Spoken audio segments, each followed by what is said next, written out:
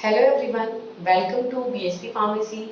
I am Nikita Gupta and today we are going to start our new chapter and new subject, that is Community Pharmacy Unit 1 Chapter number 1।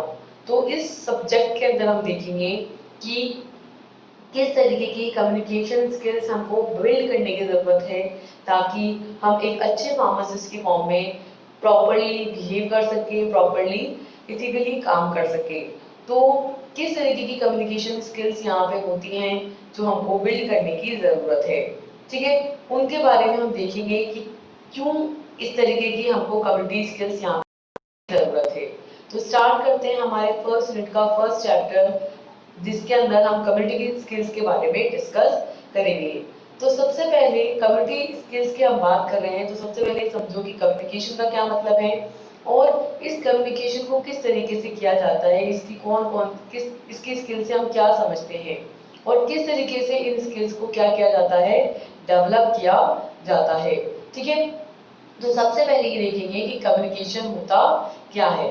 तो यहाँ हम कहेंगे कि communication is the art of transmitting information, ideas and attitude from one person to another.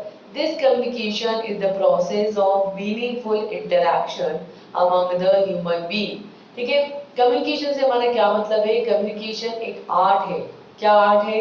कि जो भी information है, ideas हैं, एटीट्यूड्स है किसी भी पर्सन के, उसे एक पर्सन से दूसरे पर्सन को ट्रांसमिट करना, उसे ये बताना कि वो क्या सोच रहा है, उसके पास जो इंफॉर्मेशन है उसे एक इंसान से दूसरे इंसान को इन्फॉर्म करना, उसके मन में उसके दिमाग में जो आइडियाज चल रहे हैं, जिसका बिहेवियरल एटीट्यूड है, उसको एक पर्सन से दूसरे पर्सन के अंदर ट्रांसमिट करने की जो आर्ट है, जो कला है, उसको क्या बोला जाता है? कम्युनिकेशन बोला जाता है। तो इस तरीके से कम्युनिकेशन एक वो प्रोसेस है जिसके थ्रू जो ह्यूमन बीइंग्स हैं वो आपस में मीनिंगफुल तरीके से क्या कर पाते हैं? इंटरेक्ट कर पाते हैं। ठीक है, here is the personal process. ये क्या है? दो लोगों के बीच का एक पर्सनल प्रोसेस होता है which occurs between the people, जो लोगों के बीच में होता है। इन्वॉल्व्स चेंज इन बिहेवियर, जिसके अंदर क्या आता है? बिहेवियरल चेंजेस आते हैं। कि इसके अंदर क्या होता है?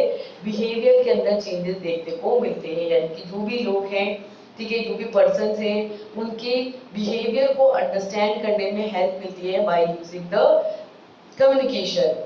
Means to influence other, communication के थ्रू हम किसी दूसरे पर्सन को इन्फ्लुएंस कर सकते हैं, अपनी बात को उसको समझा सकते हैं।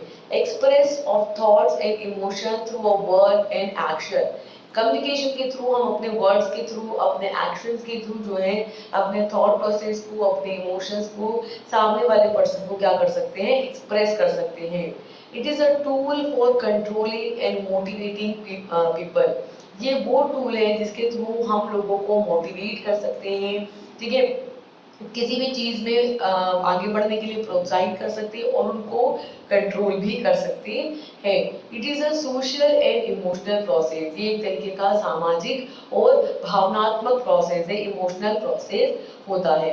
तो बेसिकली कम्युनिकेशन के थ्रू दो लोग आपस में इंटरेक्ट कर पाते हैं, अपनी इंफॉर्मेशन, आइडियाज, एटीट्यूड्स को शेयर कर पाते हैं, अपने प्रोसेस को बता पाते हैं, ठीक है, एक मीनिंगफुल इंटरेक्शन कर पाते हैं, ठीक है। और ये पर्सनल प्रोसेस होती है जिसके थ्रू कोई पर्सन किसी दूसरे पर्सन को इन्फ्लुएंस कर सकता है, अपने थॉट्स को, अपने इमोशंस को एक्सप्रेस कर सकता है, लोगों को मोटिवेट कर सकता है, लोगों को कंट्रोल कर सकता है। तो इस तरीके से कम्युनिकेशन एक काफी इंपॉर्टेंट फील्ड होता है। ठीक है, there is the features of communication, communication के अंदर कुछ पर्टिकुलर फीचर्स आते हैं, जैसे कि first it is a two way process, दो लोगों के बीच में होने वाला प्रोसेस है। मैं किसी को कहूंगी, कोई और मुझे रिटर्न में कोई और बात बोलेगा, तो ये टू वे प्रोसेस है। अगर मैं सिर्फ बोल रही हूँ और सामने वाले सिर्फ सुन रहे हैं, कोई रिस्पॉन्स नहीं कर रहे हैं, that is not communication. Communication का मतलब है कि दो लोग आपस में बात करें, मैं भी सामने वाले से कर रही हूँ, सामने वाला भी मुझसे कर रहा है, तो this is a two way process. Second है इंफॉर्मेशन शेयरिंग एंड अंडरस्टैंडिंग, इसके अंदर हम क्या करते हैं, हम भी और सामने वाला पर्सन भी अपनी जो इंफॉर्मेशन है, जो भी उसकी अंडरस्टैंडिंग है, जो भी उसको समझ है, उसको शेयर कर रहा होता है। थर्ड है it is verbal and non verbal, जरूरी नहीं है कि हमेशा बोल के किया जाए, कई बार ये वर्बल भी हो सकता है, कई बार ये एक्सप्रेशन के थ्रू भी हो सकता है, जैसे कि फेशियल एक्सप्रेशन के थ्रू, गेस्चर्स के थ्रू, ठीक है, जहाँ पे हम वर्ड्स को यूज नहीं कर रहे हैं लेकिन फिर भी हम सामने वाले को बता देते हैं कि भाई क्या करना है। जैसे कई बार जैसे आपकी टीचर्स रहती होंगी, है ना, वो बोल करके नहीं डांटेंगे, वो सिर्फ अपनी आंखें दिखा देंगे या है ना आपको ऐसे ऐसा एक्सप्रेशन कर देंगे जिससे समझ में आ जाए आपको कि भाई आपको चुप रहना है, बात नहीं करनी है, ठीक है। तो वो होती है नॉन वर्बल। तो इस तरीके से वर्बल भी हो सकती है ये, और नॉन वर्बल एक्सप्रेशन भी हो सकता है। फोर्थ है सर्कुलर फ्लो। सर्कुलर फ्लो होता है इसके अंदर की मैंने सामने वाले को बात बोली, सामने वाले ने मेरे को बोली, फिर मैंने सामने वाले को बोली, सामने वाले ने मेरे को बोली, तो सर्कुलर फ्लो होता है, एक दूसरे के बीच में यहाँ कम्युनिकेशन फ्लो होता रहता है। गोल ओरिएंटेड मतलब इसका कोई पर्पस है इस कॉन्वर्सेशन का, ठीक है, किसी पर्टिकुलर गोल गोल की वजह से, किसी पर्टिकुलर रीजन की वजह से ये बात की जा रही है, गोल ओरिएंटेड है। सिक्स है कंटिन्यूस प्रोसेस, मतलब चलती जा रही है, मैं सामने वाले को बोल रही हूँ, सामने वाला मुझे बोल रहा है, मैं सामने वाले को बोल रही हूँ, सामने वाला मुझे बोल रहा है, तो कंटिन्यूस प्रोसेस है ना। और परवेसिव एक्टिविटी, और यहाँ पे ये जो एक्टिविटी है ये कंटिन्यूसली चलती रहती है, परवेसिव एक्टिविटी होती है, ठीक है। तो इस तरीके से यहाँ पे जो कम्युनिकेशन है दैट मीन्स कि सभी एरियाज के अंदर ये स्प्रेड होती है। तो इस तरीके से जो कॉमन फीचर्स है कम्युनिकेशन के वो ये है कि ये टू वे प्रोसेस होता है, ठीक है, इसके अंदर इंफॉर्मेशन की शेयरिंग होती है, इंफॉर्मेशन की अंडरस्टैंडिंग होती है, ये वर्बल हो सकता है, नॉन वर्बल हो सकता है, इसके अंदर इंफॉर्मेशन का सर्कुलरली फ्लो होता रहता है, गोल ओरिएंटेड होता है, कंटिन्यूस प्रोसेस होता है, और ये सभी पार्ट्स के अंदर स्प्रेड रहता है, परवेसिव एक्टिविटी यहाँ पे होती है। सो ये कम्युनिकेशन की क्या इंपॉर्टेंस है? So the major importance of communication is persuasion, increase employee morals, motivation, giving others, decision making, coordination, suggestion and sharing the information, ठीक है। तो यहाँ पे कम्युनिकेशन अपना रोल कहाँ पे प्ले करता है? सो कम्युनिकेशन का जो मेजर रोल है वो किसमें है? इंफॉर्मेशन की शेयरिंग में है। तो यहाँ पे कम्युनिकेशन की क्या मेजर इंपॉर्टेंस पार्ट है कि जो कम्युनिकेशन होता है इसके थ्रू हम क्या कर सकते हैं, किसी भी पर्सन को कोई बात समझा सकते हैं, किसी भी बात के लिए एग्री कर सकते हैं। तो फर्स्ट है परसुएशन, यानी कि किसी को भी किसी भी बात को लेकर के समझा सकते हैं, मना सकते हैं, एग्री करा सकते हैं। तो परसुएशन का मतलब आप ये कह सकते हो हम किसी को एग्री करा सकते हैं किसी भी बात के लिए। सेकेंड, जो एम्प्लॉयज हैं, जो काम करने वाले एम्प्लॉयज हैं, उनके मोरल को बढ़ा सकते हैं कि वो एनर्जेटिक होकर के अपने काम को लेकर के पैशनेट होकर के कर सके, उसको हम बोल करके उनको मोटिवेट करके उनका जो पैशन है काम को लेकर वो बढ़ा सकते हैं। थर्ड, हम उनको मोटिवेट कर सकते हैं, उनको मोटिवेशन दे सकते हैं। फोर्थ, सेकेंड ये है कि किसी को हम ऑर्डर भी दे सकते हैं कि तुम्हें ये करना है, ठीक है। जो भी सीनियर पर्सन होगा अपने जूनियर पर्सन को ऑर्डर देगा कि तुम्हें ये करना ही होगा, ठीक है, ऑर्डर दे सकते हैं। Next is decision making. Decision making मतलब कि हम डिसीजन बना करके, ठीक है, जो भी पर्टिकुलर डिसीजन देना चाहते हैं उस डिसीजन को फाइनलाइज कर सकते हैं कि ये डिसीजन हमने लिया है और आपको इन सबको ये फॉलो करना है। तो डिसीजन मेकिंग की जा सकती है by using the communication. And next is coordination. Coordination का मतलब है कि जैसे मान लो टीम मेंबर है वो आपस में कोऑर्डिनेट करना चाहते हैं, एक अपनी बात बोलेगा, दूसरी अपनी बात बोलेगा, ठीक है, और एक पूरी टीम आपस में मिलजुल कर समझ करके चीजों को कोऑर्डिनेट करके फिर उसको टास्क को परफॉर्म कर सकती है। तो कोऑर्डिनेशन कर सकते हैं सब एक दूसरे से। सजेशंस, कोई भी पर्सन जो ऑर्डर लेने की बात उसमें नहीं है वो अपना अपना जो भी थॉट प्रोसेस है, जो भी अपना ओपिनियन है उसको सजेस्ट कर सकता है। And last is the sharing the information, जो भी इंफॉर्मेशन उसके पास है उसको शेयर कर सकता है। तो इस तरीके से कम्युनिकेशन जो है परसुएशन के अंदर एम्प्लॉयज के मोरल को इंक्रीज करने के लिए, मोटिवेशन में, है ना, ऑर्डर्स देने में, डिसीजन मेकिंग में, कोऑर्डिनेट करने में, सजेशन देने में और इंफॉर्मेशन को शेयर करने के अंदर अपना इंपॉर्टेंट रोल प्ले करती है, ठीक है। Here is the basic communication process. Communication का यहाँ पे प्रोसेस बताया कि देखो 5 स्टेप्स के अंदर कम्युनिकेशन प्रोसेस होता है। सबसे पहले जो भी सेंडर होता है वो अपनी इंफॉर्मेशन को सेंड करता है, ठीक है, उसने अपनी इंफॉर्मेशन को बोला या एक्सप्रेस किया, ठीक है, ठीक है, तो वहां पे उसने कोड वर्ड्स के अंदर अपने इंफॉर्मेशन को सेंड किया है।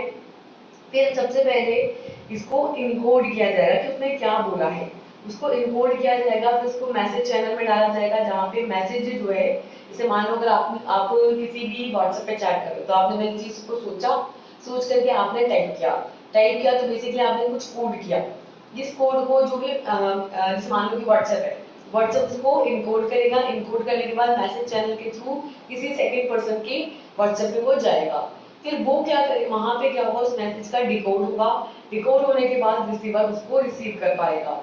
ठीक है। अब यहाँ इनकोडिंग से डिकोडिंग के बीच में मैसेज चैनल में अगर कोई भी नॉइस है तो सेंडर से रिसीवर तक बात नहीं पहुंच पाएगी। ये बिल्कुल वैसे है जैसे कि अगर आप ऑन कॉल बात कर रहे हो तो आपने बोला, ठीक है, वो मैसेज चैनल में गया और फिर वो रिसीवर तक पहुंचा, ठीक है। लेकिन अगर वहां पे बीच में अगर कोई भी नॉइस है या नेटवर्किंग इशू है तो आप तो बोल रहे हो लेकिन रिसीवर तक नहीं पहुंच पा रहा है क्योंकि मैसेज चैनल वहां पे डिस्टर्ब है। ठीक है। तो यहाँ सेंडर से लेकर के रिसीवर तक एक पूरा मैसेज चैनल बनता है जिसके अंदर सबसे पहले सेंडर अपनी इंफॉर्मेशन को देता है, उसको इनकोड किया जाता है मैसेज चैनल के थ्रू एंड देन डिकोड करके रिसीवर उसको लेता है। ठीक है। तो इस तरीके से पूरा कम्युनिकेशन का प्रोसेस यहाँ पे परफॉर्म होता है। इसके अंदर क्या ट्रांसफर होता है, एक पर्टिकुलर मैसेज रहता है जो कि ट्रांसफर होता है। मैसेज से हम क्या समझते हैं, this message is a key idea that the sender wants to communicate. It is a sign that elicits and response of him. And this communication process begins with the deciding about the message to be conveyed. It must be ensured that the main objective of the message is clear. ठीक है। Message का मतलब है कि वो कोई भी information जो हम, ठीक है, जो भी सेंडर है वो रिसीवर को देना चाहता है, that is the particular message और we can say that is the particular information. ठीक है। तो मैसेज जो है वो एक की आइडिया है जो कि एक सेंडर जो है वो भेजना चाहता है, ठीक है, वांट्स टू कम्युनिकेट, जो वो कम्युनिकेट करना चाहता है, जो वो जानकारी देना चाहता है, जो जिस तरीके से वो कम्युनिकेट करना चाहता है, दैट इज द मैसेज। तो मैसेज वो की आइडिया है जो एक सेंडर यहाँ पे कम्युनिकेट करना चाहता है। ठीक है। ये एक साइन है कि रेसिपिएंट को उस पर्टिकुलर जो मैसेज है उसके लिए रिस्पॉन्ड करना है। मैसेज वो है जो कि सेंडर ने सेंड किया है और रेसिपिएंट को उसके अगेंस्ट रिस्पॉन्स देना है, उसको रिस्पॉन्स करना है। तो इस तरीके से यहाँ पे जो कम्युनिकेशन है वो कहाँ से शुरू होती है कि यहाँ पे जो पर्टिकुलर मैसेज होता है उसको डिसाइड किया जाता है कि उसको कन्वे करना है या नहीं। ठीक है। तो यहाँ पे मैसेज को कन्वे किया जाता है, मैसेज को दिया जाता है सेंडर के थ्रू दिया जाता है और रेसिपिएंट के थ्रू उसको एक्सेप्ट किया जाता है। रेसिपिएंट उस मैसेज के रिस्पॉन्स में अपना रिस्पॉन्स देता है।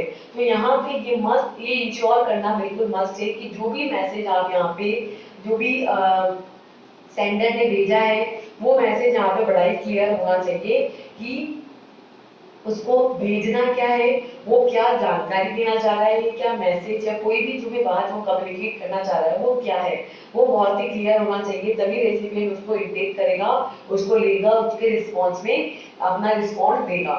ठीक है। तो इस तरीके से मैसेज जो है एक की आइडिया है जिसके थ्रू एक सेंडर कम्युनिकेट करना चाहता है, रेसिपिएंट उसके रिस्पॉन्स में जवाब देता है और कम्युनिकेशन के थ्रू जो है मैसेजेस यहाँ पे कन्वे होते हैं। और इससे मैसेज का जो ऑब्जेक्टिव है वो पूरी तरीके से क्लियरली क्या होना चाहिए, इंश्योर होना चाहिए। ठीक है। Then there is the components of communication process. जो भी हमने 5 कंपोनेंट्स देखे हैं कम्युनिकेशन प्रोसेस के, sender, decoding, encoding, channel, message channel और रेसिपिएंट और रिसीवर, ये 5 मेजर कंपोनेंट है कम्युनिकेशन प्रोसेस के। सबसे पहले होता है आपके सेंडर जो इंफॉर्मेशन को सेंड करता है, इंफॉर्मेशन को भेजता है, जिसे इनकोडर भी बोलते हैं, जो कि इनकोड करता है यानी कि इंफॉर्मेशन देता है। ठीक है। सो सेंडर और encoder is a person who sends the messages. This sender makes use of samples, that is words, graphics or visual aids by conveying the message and produce the required response. For instance, a training manager conducts training for the new batch of employees. This sender may be an individual or a group of organization. The views, the background, approach, skills, competencies and knowledge of the sender have a great impact on the message. ठीक है। Sender या encoder वो person होता है जो कि message को send करता है, मैसेज को भेजता है। तो इस तरीके से सेंडर वो पर्सन है जो कि सिंबल्स को यूज करके, वर्ड्स को यूज करके ग्राफिक्स को यूज करके या डिफरेंट विजुअल एड्स के थ्रू जो है अपने मैसेज को क्या करता है, कन्वे करता है और एक रिक्वायर्ड रिस्पॉन्स प्रोड्यूस करता है। ठीक है, तो इस तरीके से सेंडर या एनकोडर वो पर्सन होता है जो कि मैसेज भेजता है, मैसेज देता है। ठीक है, किसी भी सैंपल के थ्रू दे सकता है, वर्ड्स के थ्रू, ग्राफिक्स के थ्रू या विजुअल एड्स के थ्रू, और एक रिक्वायर्ड रिस्पॉन्स यहाँ पे प्रोड्यूस करता है।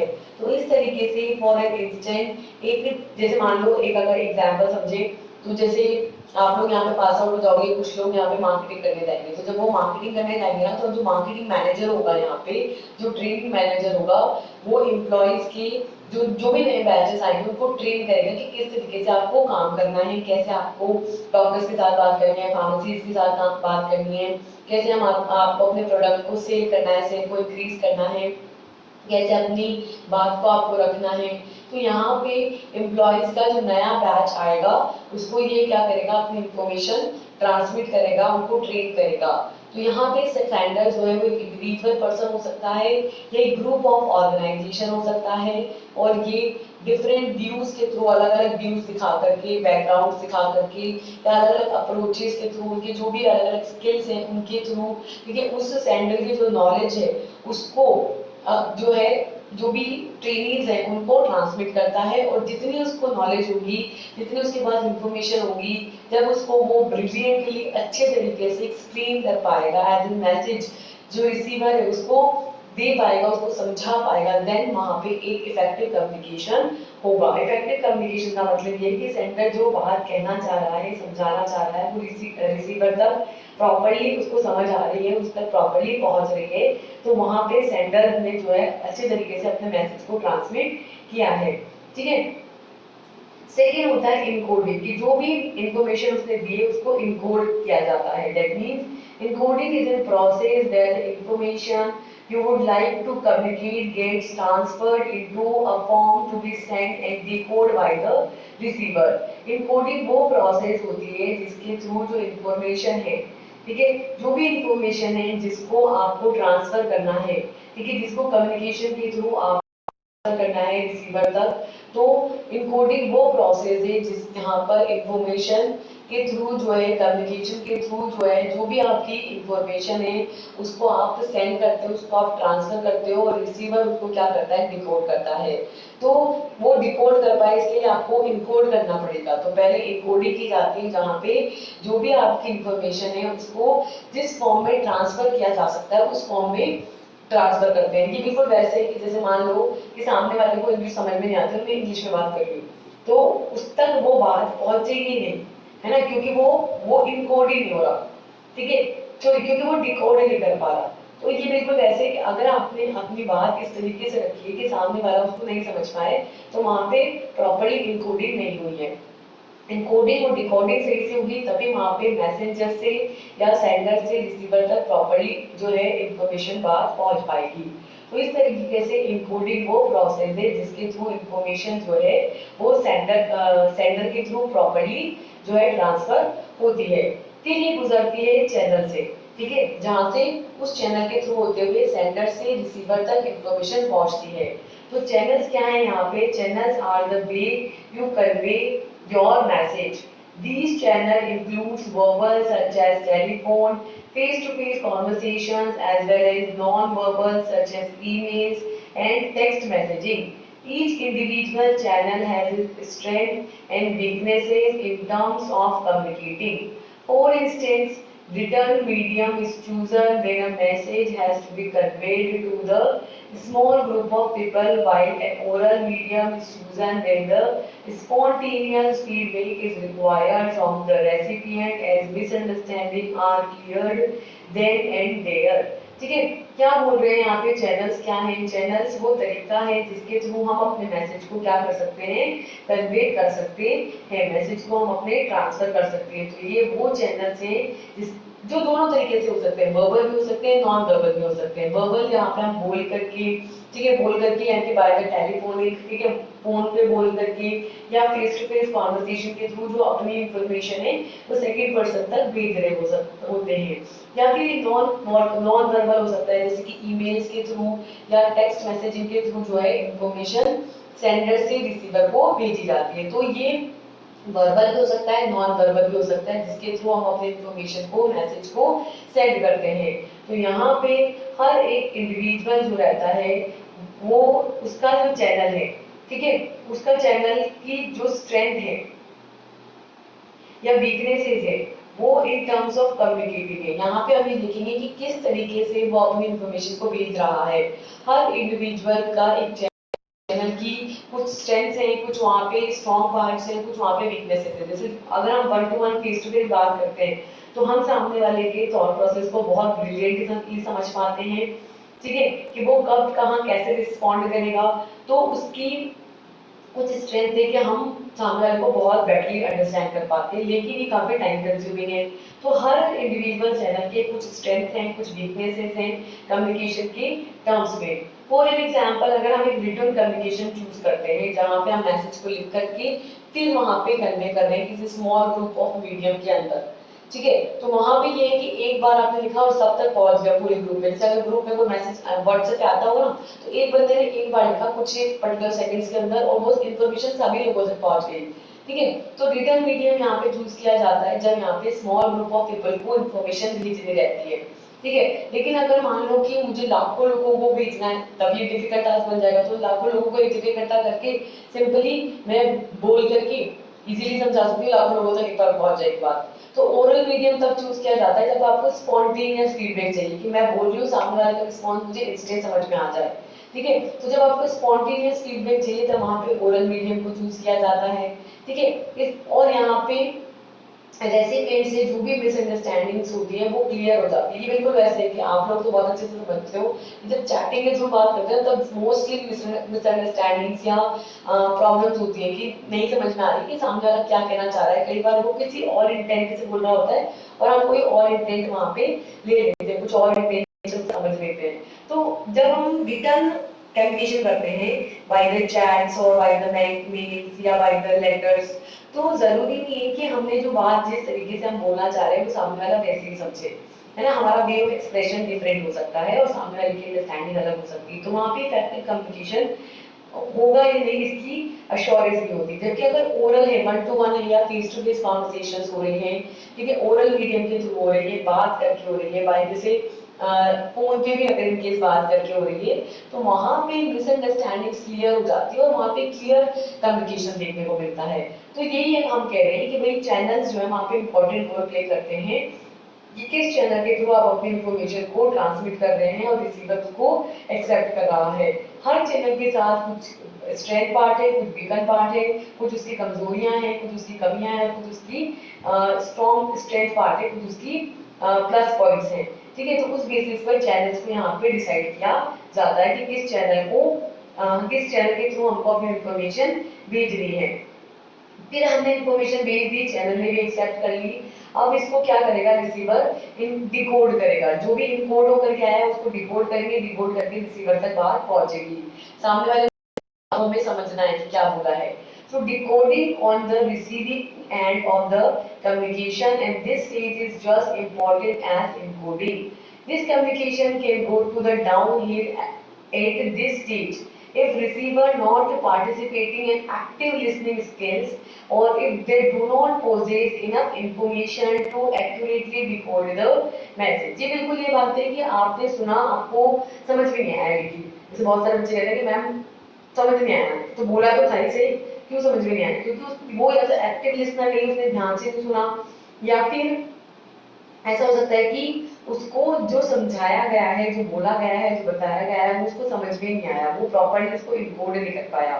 तो इस तरीके से इनकोडिंग जो है वो रिसीविंग एंड है कम्युनिकेशन का, मतलब कि जब कम्युनिकेशन हो रहा है तो रिसीवर के थ्रू रिसीविंग एंड है कम्युनिकेशन का डिकोडिंग, और इस स्टेज पर क्या होता है, इस स्टेज पर इनकोडिंग होती है। इनकोडिंग का मतलब ये है कि जो भी इंफॉर्मेशन भेजी गई है उसको यहाँ पे समझा जाता है कि क्या भेजी गई है, उसको इनकोड किया जाता है।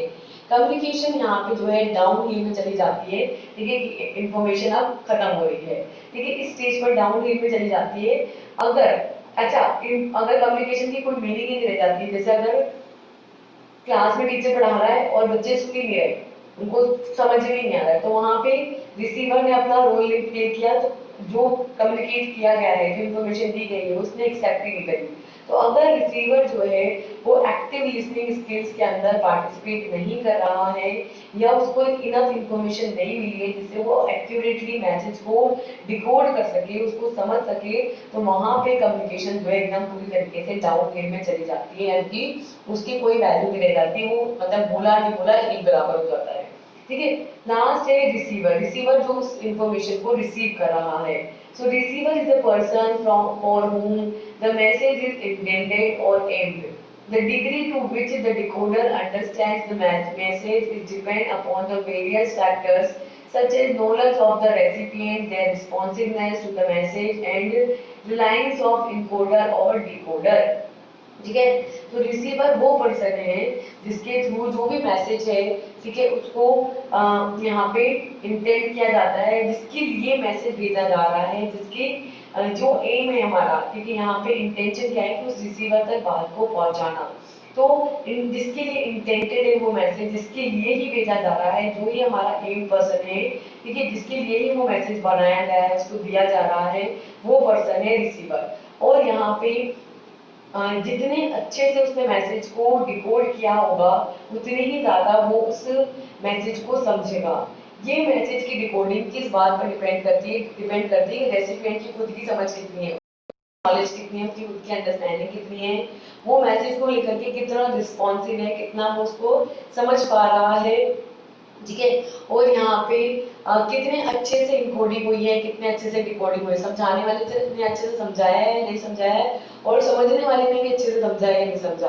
तो यहाँ पे ये एंड प्रोसेस है जहाँ पर फाइनली जो रिसीवर है वो इन्फॉर्मेशन को ले लेगा और मैसेज जो है, जो हम मैसेज पहुंचाना चाहते थे, वो मैसेज पहुंच जाएगा। लेकिन ये तब यहाँ पे प्रॉपरली होगा जब यहाँ पे अच्छे से इनकोडिंग हुई हो या डिकोडिंग हुई हो। ठीक है। तो ये रहती है सारी चीजें, 5 मेन स्टेप्स रहते हैं किसी भी, क्या बोलते हैं, इफेक्टिव कम्युनिकेशन के।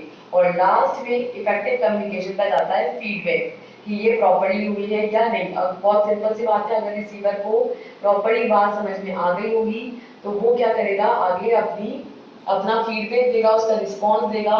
ठीक है। उस रिस्पॉन्स के थ्रू ये बताएगा कि उसको जो है वो बात जो कि उसको भेजी जा रही है वो प्रॉपर्ली समझ में आ गई है। तो इस तरीके से feedback is the main component of a communication process, as it permits the sender to analyze the efficacy of the message. It helps the sender in confirming the correct interpretation of a message by the decoder. The feedback may be verbal or through the words, and non-verbal, that is in the form of smileys, sites, and it can maybe written form also in the form of memes and reports. ठीक है। तो क्या बोल रहे हैं, feedback जो रहता है, मतलब जो भी यहाँ पे ओवरऑल कम्युनिकेशन हुआ है उसका जो भी रिस्पॉन्स आएगा उसको बोलेंगे उसका फीडबैक। तो ये जो है किसी भी कम्युनिकेशन प्रोसेस का एक मेन कंपोनेंट होता है फीडबैक, जिसके थ्रू ये पता चलता है कि जो मैसेज है वो कितनी एफिकेसी के साथ यहाँ पे एनालाइज हुआ है। ठीक है। ये बताता है कि सेंडर ने कितनी इफेक्टिवनेस के साथ अपने मैसेज को इफेक्टिवली ट्रांसमिट किया है, उसको एनालाइज किया है, और इसके हेल्प से जो सेंडर है, जो कि इंफॉर्मेशन भेज रहा है, ठीक है, वहां से मैसेज का करेक्टली इंटरप्रिटेशन कंफर्म होता है कि अगर एक प्रॉपर फीडबैक आया है, दैट मींस कि जो भी सेंडर ने जो भी इंफॉर्मेशन यहाँ पे भेजी है वो प्रॉपरली यहाँ पे कंफर्म हुई है कि वो रिसीवर तक पहुंच गई है, रिसीवर ने उसको अच्छे से डिकोड कर लिया है, रिसीवर ने उस बात को प्रॉपरली समझ लिया है। ठीक है। इसीलिए वहाँ पे फीडबैक लिया जाता है। मोस्टली आपने देखा भी होगा कि अगर जैसे कोई भी कॉन्फ्रेंसेस वगैरह होती है, कोई भी मोटिवेशनल स्पीकर बात करता है, तो उसके एंड रिजल्ट में वो फीडबैक मांगता है। फीडबैक क्यों? ताकि ये पता चले कि सामने वाले को उसने जो बोला है, जो इन्फॉर्मेशन सेंड करी है, वो समझ में आई है या नहीं आई है। तो इस तरीके से यहाँ पे डिकोडर के थ्रू पूरी बात अच्छे से समझ ली गई है, पूरी तरीके से इंटरप्रेट कर ली गई है। इस बात को कंफर्म करता है उसका फीडबैक। ठीक है। तो यहाँ पे फीडबैक अगेन वर्बल भी हो सकता है, नॉन वर्बल भी हो सकता है कि सामने वाला वर्ड्स के थ्रू एक्सप्रेस करे कि उसको कितनी अच्छे से बात समझ में आई है, या फिर स्माइलीज के थ्रू, ठीक है, या कोई भी साइन के थ्रू एक्सप्रेस करे।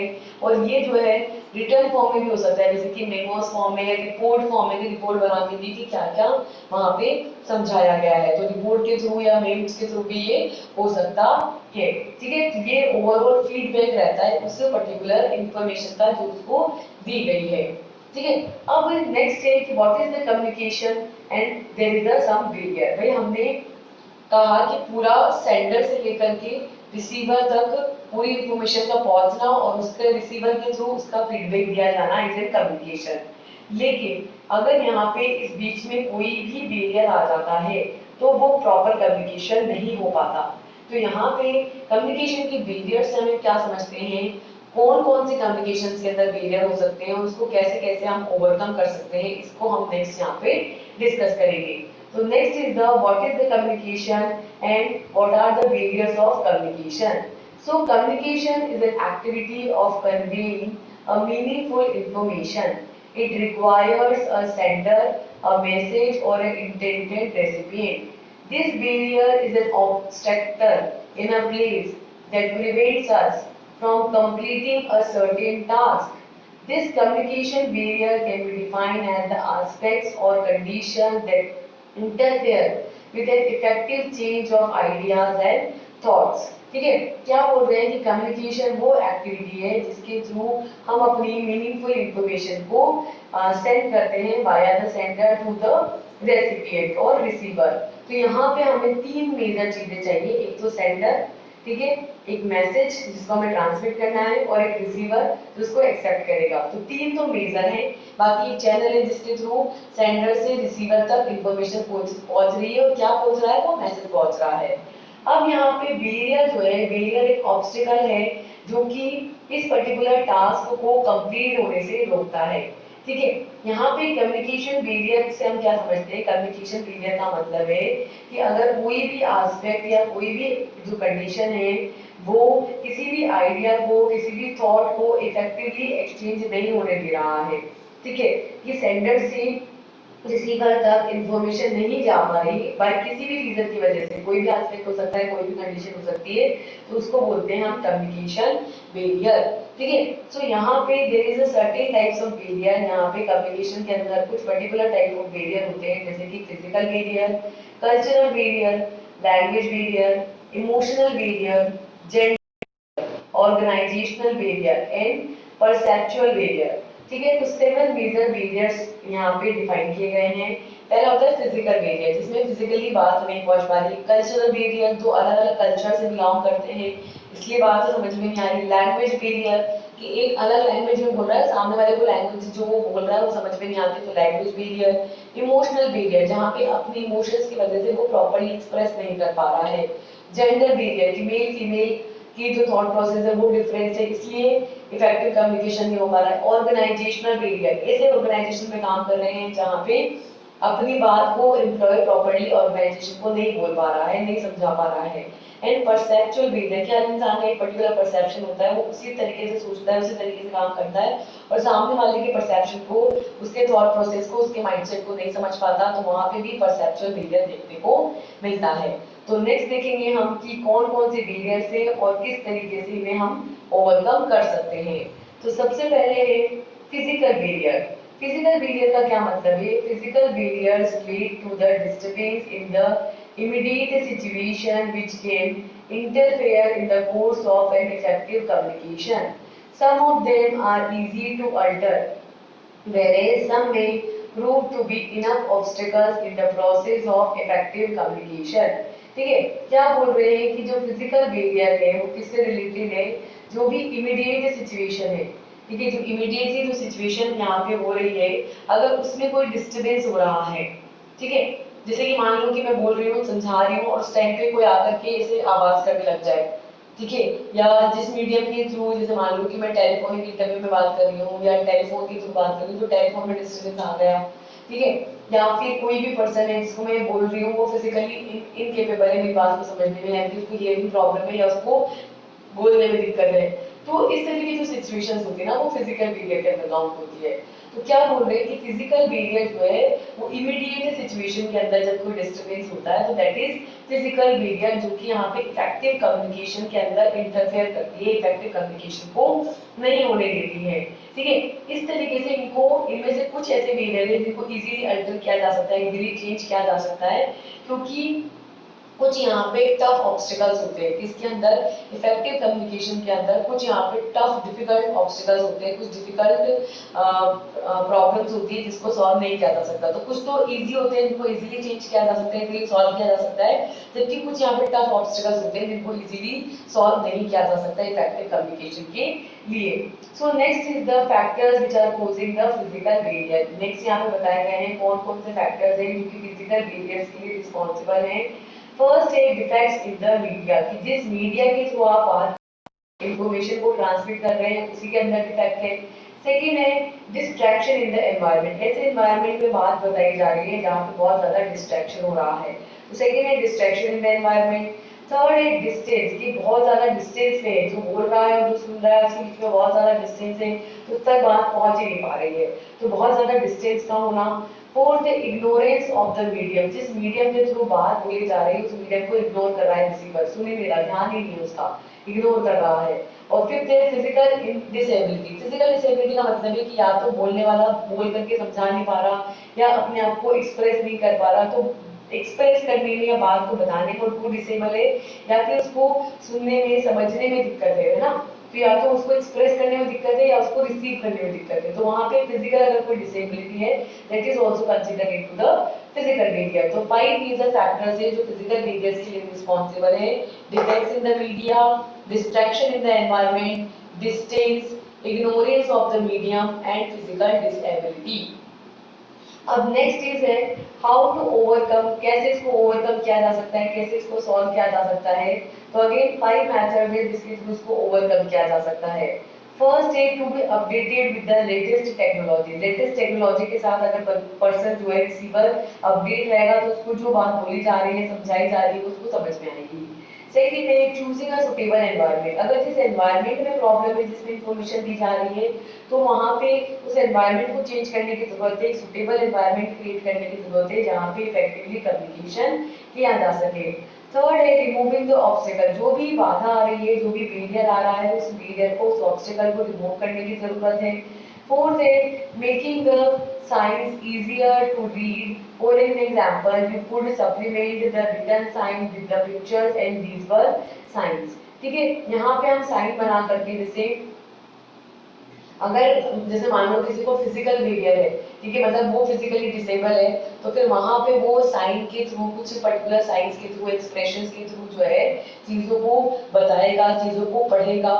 ठीक है, तो यहाँ पे साइंस जो रहते हैं ना जो इजी बना देते हैं रीडिंग को, जिसके थ्रू जैसे रिटर्न साइंस होते हैं वो पिक्चर्स के फॉर्म में या विजुअल देख करके जिन्हें समझा जा सके, विजुअल साइंस की फॉर्म में जो है यहाँ पे हम अपनी इंफॉर्मेशन को दे सकते हैं। और लास्ट है फिफ्थ सेल्फ मोटिवेशन, ठीक है, कि सामने वाला खुद ही मोटिवेट है बात को समझने को लेकर के, जब वो खुद समझना चाहेगा ना तभी समझेगा, अगर वो खुद ही सेल्फ मोटिवेटेड नहीं है तो फिर वो जो भी बात उसको बोली जा रही है उसको नहीं समझेगा, तो सेल्फ मोटिवेटेड होना भी जरूरी है। तो इस तरीके से लेटेस्ट टेक्नोलॉजी के थ्रू अपडेट ट्रैक करके एक सुटेबल एनवायरनमेंट को चूज करके ऑब्स्टिकल्स को रिमूव करके साइंस बना करके या और सेल्फ मोटिवेट होकर के पर्सन जो है फिजिकल बैरियर्स को दूर कर सकता है, को गैदर कर सकता है। सेकंड होता है कल्चरल बैरियर, दो अलग अलग कल्चर से बिलोंग करते हैं तो वहां पर भी थोड़ा सा एक डिस्टर्बेंस देखने को मिलता है। So the culture provides people a way of thinking, that is way of seeing, hearing and interpreting the world. Similar words can mean a different things to the people of different cultures even when they talk in the same language. ठीक है, culture का क्या मतलब है कि जैसे मान लो culture का मतलब ये कि वो तरीका जिसके थ्रू कोई भी पर्सन सोचता है, देखो जिस तरीके के कल्चर में उठा बैठा होता है, बड़ा हुआ होता है, वैसे उसका थॉट प्रोसेस होता है, वैसे वो चीजों को देखता है, उसको चीजों को देखने का नजरिया वैसे ही होता है, उसका सुनने का तरीका, समझने का तरीका और दुनिया को इंटरप्रेट करने का तरीका वैसे ही होता है जिस कल्चर में वो उठा बड़ा मतलब बड़ा हुआ होता है, जिसमें वो पला बड़ा होता है। ठीक है, तो वहां पे कल्चर काफी इंपॉर्टेंट है। तो इस तरीके से अलग अलग कल्चर के लोग होते हैं, उनकी अलग अलग थिंकिंग होती है, अलग अलग थॉट प्रोसेस होता है। वो सेम वर्ड से, चाहे आप सेम वर्ड्स में सेम लैंग्वेज में बात कर रहे हो, लेकिन फिर भी अगर आपका कल्चर अलग अलग है तो आपका थॉट प्रोसेस अलग होगा, आपको चीजों को समझने का तरीका अलग होगा। ठीक है, so here are some factors which causes the cultural barrier. यहाँ पे कुछ फैक्टर्स हैं जो मेजरली कल्चरल बैरियर के लिए रिस्पॉन्सिबल होते हैं, जैसे कि डाइवर्सिफाइड कल्चर बैकग्राउंड। अगर आप बहुत डाइवर्स कल्चर में चले गए, बहुत ही अलग कल्चर में चले गए, डाइवर्सिफाइड है cultural background. Second, language in a sense, जो जिस लैंग्वेज में आप बात कर रहे हो वही समझ नहीं पा रहे हैं, हम लैंग्वेज नहीं समझ पा रहे हैं, लैंग्वेज बैरियर है। असेंट, जिस तरीके से बात कर रहे हैं, जो बोलने का तरीका है वही समझ में नहीं आ रहा। लैंग्वेज सेम है, दोनों हिंदी में ही बात करें या तो इंग्लिश में बात करें, लेकिन बोलने का असेंट है ना, अगर वो अलग है ना, तो भी आपको बात समझ में नहीं आएगी। और नेक्स्ट है बिहेवियर एंड नेचर की। एक क्या होता है, जिस तरीके के कल्चर में आप पले बड़े होते हो ना, वैसे ही आपका बिहेवियर होता है, वैसे ही आपका नेचर होता है। तो उस नेचर के साथ, उस बिहेवियर के साथ भी थोड़ी सी प्रॉब्लम्स आती है, बिहेवियर का वो काम करता है। और रिलीजन, किस धर्म को, किस संप्रदाय को, किस मत को आप मानते हैं, किसको आप फॉलो करते हैं, तो वो भी वहां पे एक बिहेवियर का काम करता है। तो कल्चरल बिहेवियर देखो, पर्टिकुलर जिस कल्चर में आप बड़े हुए होंगे, ठीक है, वहां पे वो कहीं ना कहीं एक फैक्टर का काम करेगा। ये बिल्कुल ऐसे है कि जैसे अगर कोई पर्सन है, वो एक ऐसे कल्चर में बड़ा हुआ है जहाँ पे कम्प्लीटली मान लो कि नॉन वेज खाते हैं, ठीक है, और दूसरा एक ऐसा कल्चर है जहाँ पे बिल्कुल भी नहीं खाते हैं, तो दोनों का थॉट प्रोसेस अलग है। एक को लगता है कि due to the body requirement this non veg part is very good and very okay, जबकि दूसरे कल्चर वाले को लगता है कि नहीं, ये गलत कर रहा है, ठीक है, इसको ऐसा नहीं करना चाहिए, नहीं खाना चाहिए, इसमें ये प्रॉब्लम है, जो भी थॉट प्रोसेस वहां पे क्रिएट होते हैं। तो क्या कहना चाह रहे हैं कि कल्चरल बैकग्राउंड जो है कहीं ना कहीं इंसान के थॉट प्रोसेस है, उसके चीजों को देखने का, चीजों को समझने का जो तरीका होता है, दुनिया को इंटरप्रेट करने का, दुनिया को समझने का जो तरीका होता है ना, वो उसको कहीं ना कहीं वहां पे परफेक्ट करता है। तो दो लोग चाहे वो सेम लैंग्वेज में बात कर रहे हैं, तो भी वहां पे कल्चरल डिफरेंस की वजह से उनके थॉट प्रोसेस में डिफरेंसेस होंगे और उनके बीच में कम्युनिकेशन में दिक्कत आएगी। तो इस तरीके से यहाँ पे जो मेजर कल्चरल बैरियर्स हैं वो किसकी वजह से हो सकते हैं, डाइवर्सिफाइड कल्चरल बैकग्राउंड की वजह से, लैंग्वेज डिफरेंस होने की वजह से, लैंग्वेज का असेंट डिफरेंट होने की वजह से, उस पर्सन का बिहेवियर अलग होने की वजह से, नेचर अलग होने की वजह से, और उसका रिलीजन, उसका धर्म, उसका जिस भी चीज को वो फॉलो करता है, जिस भी चीज को वो मानता है, ठीक है, तो उन सारे फैक्टर्स पर कल्चरल बैरियर डिपेंड करता है। अब इसको हम कैसे ओवरकम कर सकते हैं, तो डिफरेंट मेथड से ओवरकम करने के, जैसे कि फर्स्ट है क्रॉस कल्चर एनवायरनमेंट। अगर आप अलग अलग कल्चर्स में उठे बड़े होंगे, है ना, अगर आपने डिफरेंट कल्चर्स को देखा होगा तो फिर आपको इतने कल्चर रिलेटेड इश्यूज नहीं आएंगे, लेकिन आप हमेशा से एक ही कल्चर में रहे और सडनली कोई दूसरे कल्चर का आ जाएगा, तब आपको वहां पे दिक्कत होगी। तो इसलिए क्रॉस कल्चरल एनवायरनमेंट में रहने की जरूरत है, यानी कि आप एकदम ऐसे एनवायरनमेंट में रहो जहाँ पे या तो बहुत सारे कल्चर के, अलग अलग डिफरेंट कल्चर के लोग रहते हैं, ठीक है, या फिर वहां पे आप ही के सेम कल्चर का लोग रहते हैं, ठीक है। ऐसा नहीं हो कि भाई सिर्फ एक पर्टिकुलर पर्सन एक अलग कल्चर का है और बाकी सारे सेम कल्चर के, तो उस पर्टिकुलर पर्सन के साथ ज्यादा दिक्कत हो जाएगी वहां पे। तो क्रॉस कल्चर एनवायरनमेंट की वहां पे जरूरत है। सेकेंड है have a thought knowledge of your counter parts of cultural background. जो भी दूसरा पार्ट कल्चरल बैकग्राउंड है जिसके साथ आपको कम्युनिकेट करना है, उस वहां का जो कल्चरल बैकग्राउंड है उसके बारे में भी आपको पूरी नॉलेज होनी चाहिए, ठीक है। तो जो भी सेकंड जिससे भी आप बात कर रहे हैं उसका जो कल्चर बैकग्राउंड है उसके बारे में आपको फुल इन्फॉर्मेशन होनी चाहिए कि इस तरीके के लोग हैं, इस तरीके का थॉट प्रोसेस है, इस तरीके से बात करते हैं, ऐसी चीजों को समझते हैं। जब आपको समझ में आ जाएगा कि सामने वाला कैसे बात को समझता है, तो आप प्रॉपर्ली वहां पे कम्युनिकेशन कर पाओगे। तो जो भी काउंटर पार्ट का कल्चर है उसके अगर आपको पूरी अच्छे तरीके से नॉलेज है तो भी आप इस प्रॉब्लम को सॉल्व कर सकते हैं। तीसरा है कंडक्ट इफेक्टिव कम्युनिकेशन वर्कशॉप। बीच बीच में एक इफेक्टिव कम्युनिकेशन वर्कशॉप को ऑर्गेनाइज किया जाए जिसके थ्रू प्रॉपरली कम्युनिकेशन बिल्ड किया जाए। और फोर्थ है work in groups and run frequent meeting. Groups में काम किया जाए, इंडिविजुअली काम नहीं करें, ग्रुप्स में काम करें ताकि सब एक दूसरे को समझ सके, एक दूसरे के डिफरेंट कल्चर्स को समझ सके, और वहाँ पे बीच बीच में फ्रीक्वेंटली वहाँ पे मीटिंग्स होती रहे ताकि ये समझा जाए कि भाई जो भी बात या जो भी थॉट प्रोसेस यहाँ पे एक्सप्रेस किया जा रहा है वो समझ में आ रहा है या नहीं आ रहा है, प्रॉपरली बात हो रही है या नहीं। तो ये है कि किस तरीके से इस प्रॉब्लम को ओवरकम किया जा सकता है कल्चरल एनवायरनमेंट को क्रॉस ओवर करा करके। जो भी काउंटर कल्चर बैकग्राउंड है उसको प्रॉपरली उसकी नॉलेज लेकर इफेक्टिव वर्कशॉप्स यहाँ पे और कंडक्ट करवा करके और ग्रुप्स में काम करवा करके कि काम जो वो ग्रुप्स में और फ्रीक्वेंटली मीटिंग्स होती रहे ताकि प्रॉपरली बात जो है वो समझी जा सके। नेक्स्ट थर्ड है हमारा लैंग्वेज बैरियर। लैंग्वेज बैरियर का मतलब क्या है कि जो बोल रहा है ना वो समझ ही नहीं आ रहा। जैसे एक बात कर रहा है मराठी में और राजस्थानी पर्सन को मराठी समझ नहीं आ रही, ठीक है, तो वो मराठी में बोल ही जाएगा, उसको कुछ समझ में नहीं आना है ना, वो उसको ना इनकोड कर पाएगा ना डिकोड कर पाएगा। तो इस तरीके से लैंग्वेज प्रॉब्लम, क्योंकि उसको आती नहीं है वो लैंग्वेज। तो लैंग्वेज वेरिएंट क्या है? Inability to converse in a language that is known by both the sender and receiver is the greatest barrier of effective communication. When a person uses an inappropriate words while conversing or writing, it could lead to misunderstanding between the sender and receiver.